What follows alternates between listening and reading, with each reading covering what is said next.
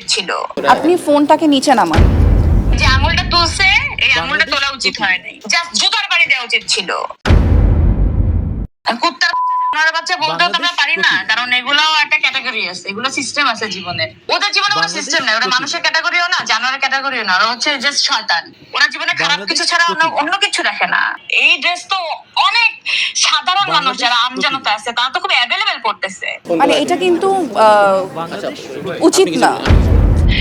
ঘটনা হচ্ছে উনি কেন আঙুলটা তুলছে এটা নিয়ে, এটাতে খুব গায়ে লাগছে সবাই। মানে মেয়েরা তো আঙুল তুলতে পারে না, এবং যদি সে সঠিক হয় তারপরে আরো পারে না।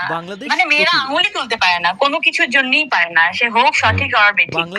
কোন আঙুল তুলছে এটাতে অনেক প্রবলেম হয়ে গেছে।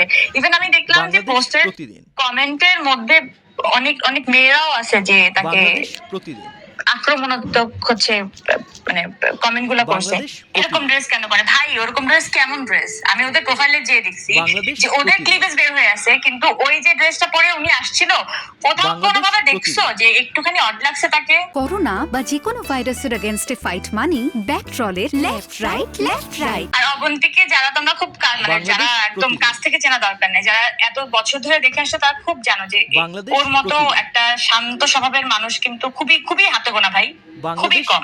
ওই মানুষটা যখন আঙুল তুলে তখন বুঝতে হবে যে কতটুক ইরিটেট ফিল করছে সে, ওই মানুষটা কি আনসেফ ফিল করছে ওই সময়। একটা মানুষ যখন এইভাবে ক্যামেরা ধরে আসছে, ওই একটা ঠিক ঠাক একটা পোশাককে আবার ঠিকঠাক করার ট্রাই করতেছে, ওই মানুষটার মধ্যে কি ড্রামা হচ্ছে তুমি বুঝতে পারো একবার। একটু ফিল করে দেখো তো কেমন লাগছে ওনার। একজন হিরোর বউ দেখিয়ে ওনাকেই আক্রমণ করতে হবে, ব্যাপারটা এরকম হয়ে গেল না। এই ড্রেস তো অনেক সাধারণ মানুষ যারা আমজনতা আছে তারা তো খুব অ্যাভেলেবেল করতেছে। আমার কথার সাথে তো কেউ দ্বিমত পোষণ করতে পারবে না, ইম্পসিবল।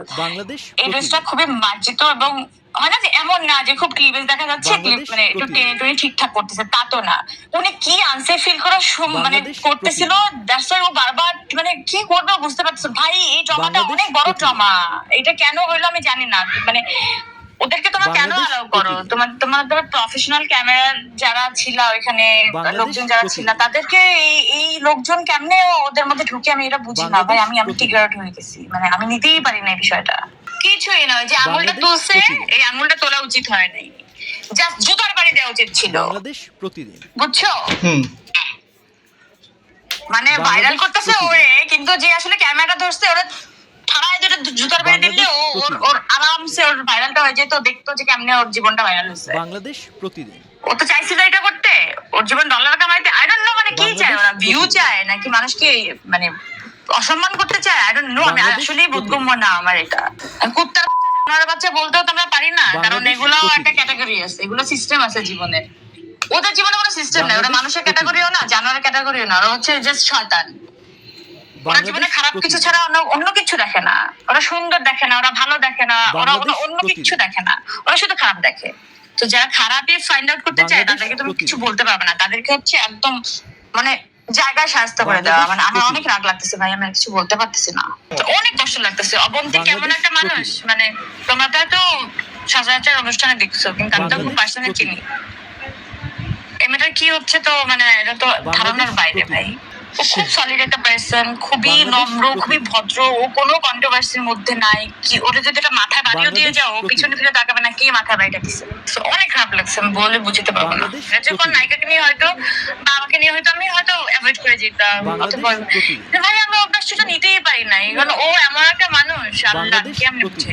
ও তো জামাই পরিচয় বেচে নাই কখনো, বেচছে বল। আমরা এইটু একটা মানুষের মেন্টাল হেলথ আমরা এনশিওর করতে পারি না। আমরা কোন জাতি ভাই, আমরা কত বড় নিকৃষ্ট জাতি হতে পারি ভাই, এটা কেমনে করি আমি একটা মানুষের সাথে।